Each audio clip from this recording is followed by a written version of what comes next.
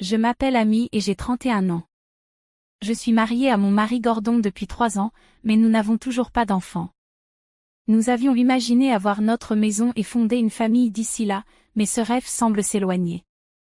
J'ai commencé à croire que Gordon et ses parents contribuent à notre situation actuelle. Malgré nos efforts pour économiser ensemble, nos économies n'ont pas beaucoup augmenté. Gordon achète souvent des cadeaux de marque chère pour ses parents, et cette habitude pèse sur nos finances. Cependant, avant notre mariage, je savais que Gordon avait une tradition d'offrir des cadeaux à ses parents, que je voyais initialement comme un signe de respect. Toutefois, ma perspective a changé depuis que nous nous sommes mariés. Bien que sa piété filiale soit admirable, sa tendance à dépenser de manière imprudente est devenue plus évidente.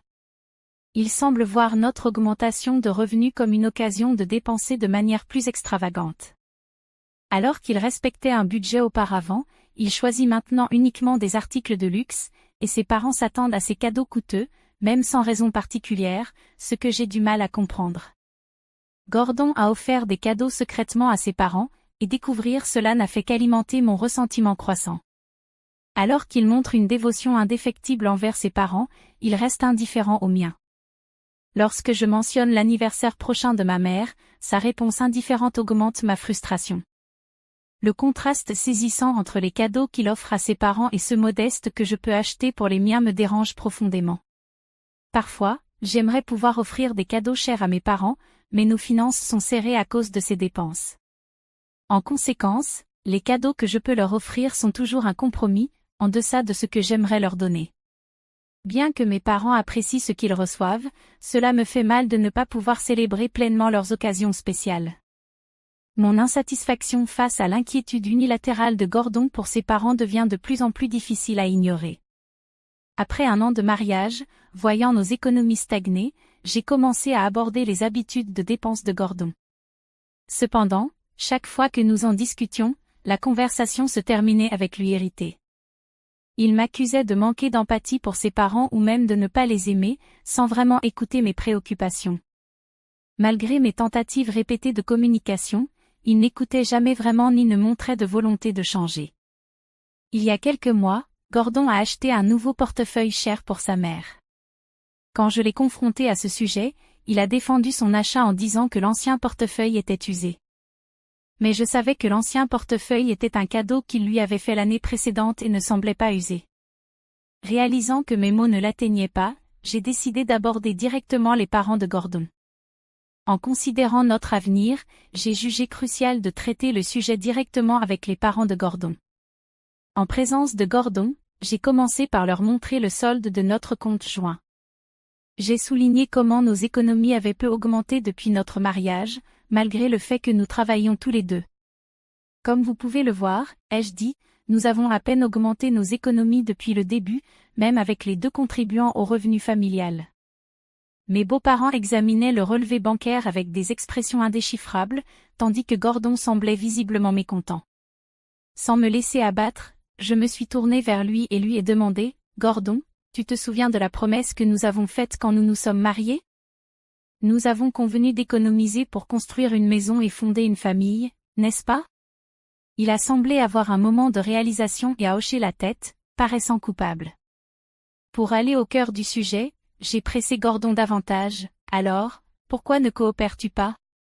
Tu dis que tu ne veux pas construire une maison ou avoir des enfants ? » Il a vigoureusement secoué la tête, approuvant clairement l'idée. Juste au moment où j'étais sur le point de continuer, ma belle-mère m'a interrompu. « Ah, alors nous parlons de construire une maison maintenant. Ça a l'air merveilleux. J'aimerais que notre chambre soit dans un endroit ensoleillé. » Mon beau-père a rapidement ajouté, « Oui, nous avons définitivement besoin de plus d'espace pour nos affaires. 2 chambres seraient idéales. » J'ai été surprise par cette réponse inattendue. Profitant de l'occasion, Gordon s'est enthousiasmé pour l'idée. « D'accord, alors faisons 2 chambres, une pour les invités et une autre pour ranger les vêtements et les souvenirs. » Irrité par leur enthousiasme, j'ai interrompu. « Si nous ajoutons 2 chambres de plus, cela augmentera considérablement nos coûts. Donc, nous devrons éviter les cadeaux coûteux jusqu'à ce que le prêt soit remboursé. » Ma belle-mère a rapidement reculé. « Ah, c'était juste une blague. Nous restons rarement chez Gordon, n'est-ce pas? Mon beau-père a ajouté, exactement. Gardant le sourire, j'ai réitéré fermement une décision que j'avais déjà prise. Je comprends que c'était une blague, mais pour le bien de notre future maison et de nos enfants, nous devrons limiter les cadeaux uniquement aux anniversaires et aux occasions spéciales. Gordon a immédiatement protesté, ce n'est pas juste pour maman et papa. J'avais déjà prévu cette réaction et lui ai répondu avec un regard désapprobateur, alors, ton allocation sera complètement coupée.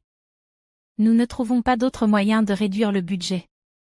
Où prévois-tu d'utiliser l'argent que tu as économisé quand tu étais célibataire pour couvrir les cadeaux pour tes parents? Si c'est le cas, je ne m'immiscerai pas. Gordon est resté silencieux, le visage fermé. J'ai lâché un léger soupir, avec un sourire, me suis adressé à mes beaux-parents, qui cherchaient une réponse. Je vous remercie de votre compréhension. Économiser demande l'effort de toute la famille. Ils ont répondu avec des hochements de tête hésitants, leurs expressions toujours sombres. Il était clair qu'aucun d'eux, y compris Gordon, n'était totalement convaincu, mais j'ai conclu la conversation de manière ferme, sans laisser de place à d'autres discussions. Après cette conversation, Gordon a cessé de faire des cadeaux extravagants à ses parents, et j'ai remarqué que le solde de notre compte joint a commencé à augmenter régulièrement. J'ai ressenti un soulagement alors que nos finances commençaient à s'améliorer. Cependant, cette tranquillité a été de courte durée.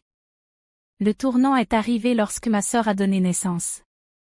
Étant seulement 1 an plus jeune, ma sœur et moi avons toujours été très proches. Bien que nos contacts aient diminué après le mariage, nous faisions encore un effort pour rester en contact au moins 1 fois par semaine. Quand elle a eu le bébé, elle m'a envoyé une photo accompagnée de la nouvelle de sa joie et de son émotion. Peut-être que je suis biaisée parce que c'est ma nièce, mais le bébé était vraiment adorable. Je n'ai pas pu contenir mon enthousiasme et j'ai immédiatement montré la photo à Gordon. Ses yeux se sont adoucis tandis qu'il s'émerveillait de la mignonnerie du bébé. J'ai ressenti un soulagement en voyant sa réaction, car bien qu'il dise toujours aimer les enfants, j'avais mes doutes sur le fait qu'il parlait vraiment sérieusement.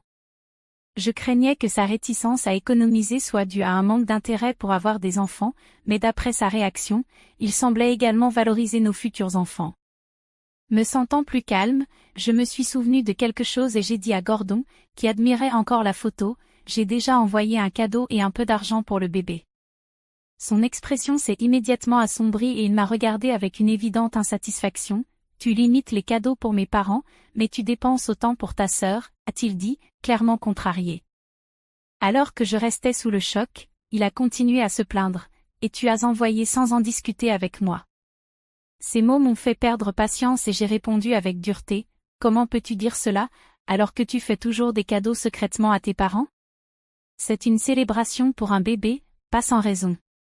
Si tu ne peux pas accepter cela, alors convenons d'arrêter complètement de faire des cadeaux. Inquiète d'avoir peut-être exagéré, mais sans revenir sur mes paroles, je les ai lâchées. Peut-être que l'idée d'être interdite de faire des cadeaux était trop difficile à accepter pour lui, mais il n'a pas discuté davantage et est resté silencieux. Son visage est resté mécontent, mais j'ai interprété cela comme un signe qu'il avait accepté à contre-séure. Quelques jours après notre discussion, j'ai reçu un appel de ma belle-mère. Dès que j'ai répondu, elle a commencé, j'ai entendu dire que ta sœur a eu un bébé. Réalisant que mon mari avait partagé cette nouvelle, j'ai confirmé, oui, c'est vrai. J'attendais qu'elle me félicite ou qu'elle parle du bébé, mais au lieu de cela, elle a demandé, alors, j'ai entendu dire que tu lui as fait un cadeau, c'est vrai? Surprise par sa franchise, j'ai répondu, oui, j'ai envoyé quelque chose pour le bébé.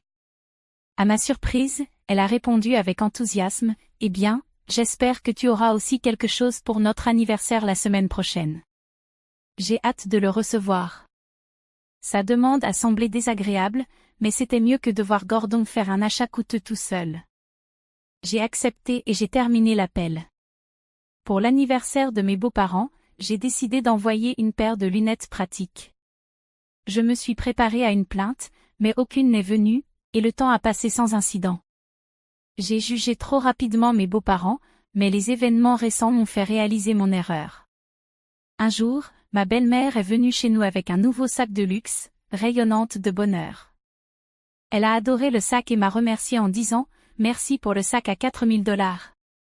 Après son départ, je suis allée rapidement à la banque.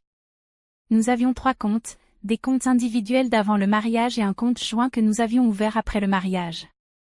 Le compte joint ne montrait pas de retrait significatif, mais en vérifiant nos comptes personnels, j'ai remarqué que 800 $ avaient été retirés du compte de Gordon et 4 000 $ du mien. Quand mon mari est rentré à la maison, je l'ai confronté au sujet de l'argent qui avait disparu, mais il a rejeté mes préoccupations. J'ai pensé que ce serait un manque de respect de ne donner que des lunettes pour l'anniversaire, alors j'ai utilisé mon compte pour couvrir le cadeau de papa et le tien pour couvrir celui de maman, a-t-il expliqué. Voyant ma colère, il est devenu nerveux et a insisté sur le fait que ce n'était pas grave, puisqu'il n'avait pas touché au compte joint. Alors que je restais silencieuse, sa frustration a augmenté. Pourquoi as-tu seulement acheté des lunettes pour l'anniversaire? J'ai fait des efforts pour m'assurer que vous soyez tous les deux bien couverts, a-t-il argumenté.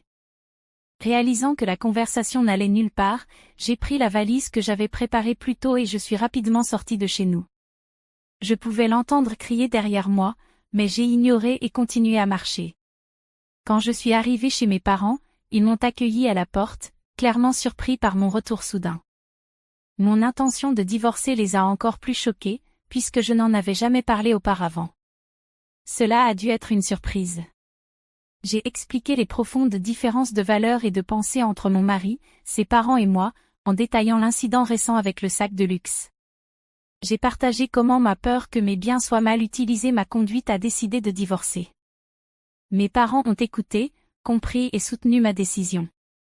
Comme je m'étais déjà préparée au divorce, remplir la pétition et trouver un avocat a été simple. Dès que j'ai confirmé que la notification lui était probablement déjà parvenue, mon mari a commencé à essayer de me contacter à plusieurs reprises. Sa boîte vocale était pleine de messages, que j'ai initialement écoutés. Cependant, à mesure que ces messages devenaient de plus en plus enragés, j'ai cessé de les écouter et j'ai choisi de ne pas répondre. Le processus de divorce avec mon mari a été beaucoup plus tranquille que je ne l'avais imaginé, grâce à mes préparations minutieuses. Comme nous travaillions dans des départements différents de la même entreprise, la nouvelle de notre divorce s'est répandue rapidement. Bien qu'il ait tenté de faire valoir que je l'avais abandonné de mon propre chef, ces mensonges ont rapidement été démentis. J'avais déjà informé mon supérieur et mes collègues de mon intention de divorcer, ainsi que des raisons et des problèmes avec mon mari et sa famille. Malgré toute information fausse qu'il aurait pu diffuser, mon patron et mes collègues, qui connaissaient la véritable histoire, l'ont rapidement réfutée. Mon mari n'a fait qu'aggraver les choses pour lui en répandant des mensonges. Il a été confronté à des regards froids de la part de ses collègues et a été poussé par son patron à résoudre le problème rapidement. Étant donné sa nature naturellement timide, il semblait incapable de gérer la pression. Sous cette pression croissante, il a accepté le divorce.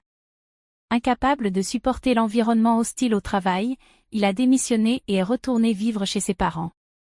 Cependant, les choses ne se sont pas améliorées là-bas. Des rumeurs sur lui et ses parents se sont répandues au-delà du bureau, atteignant également nos proches, grâce à un membre de la famille qui travaillait dans l'entreprise. L'accueil a été froid. Retourner chez ses parents n'a fait qu'aggraver sa réputation. Le quartier le voyait comme quelqu'un qui avait été abandonné par sa femme, et ses parents, connus pour exhiber leur luxe et mépriser les autres, n'ont fait qu'empirer la situation. Bien que la source exacte des fuites fût incertaine, les rumeurs ont circulé rapidement. Confrontés à la désapprobation et au regard froid de leur entourage, mon ex-mari et ses parents ont perdu l'arrogance d'autrefois et sont devenus remarquablement plus réservés. Leur chère collection de biens de luxe a pris fin lorsque mon ex-mari a perdu ses revenus, les obligeant à vendre leurs possessions. Un parent qui travaillait auparavant avec nous m'a informé que la relation entre mon ex-mari et ses parents était devenue tendue, pleine d'accusations mutuelles. Je me suis sentie indifférente à cette nouvelle, ils étaient devenus sans importance pour moi. Après notre séparation, je vis sans stress et profite de chaque jour. L'augmentation constante de mon solde bancaire, maintenant que je n'ai plus le fardeau d'économiser, me procure une grande joie. Mon enthousiasme pour le travail est revenu. Avant, mes gains étaient drainés par des cadeaux pour mes beaux-parents, ce qui était décourageant, mais ce n'est plus un problème. J'ai également pu offrir à mes parents les cadeaux que je voulais vraiment, quelque chose que je ne pouvais pas me permettre auparavant. Au début, ils ont dit que ce qu'ils avaient déjà reçu était suffisant, mais quand j'ai expliqué que c'était pour ma propre satisfaction, ils ont accepté avec joie. Voir leur réaction a apaisé la culpabilité que je ressentais. Quant à l'amour, je prévois de faire une pause, mais si l'opportunité d'un nouveau mariage se présente, j'espère appliquer les leçons que j'ai apprises de ces expériences.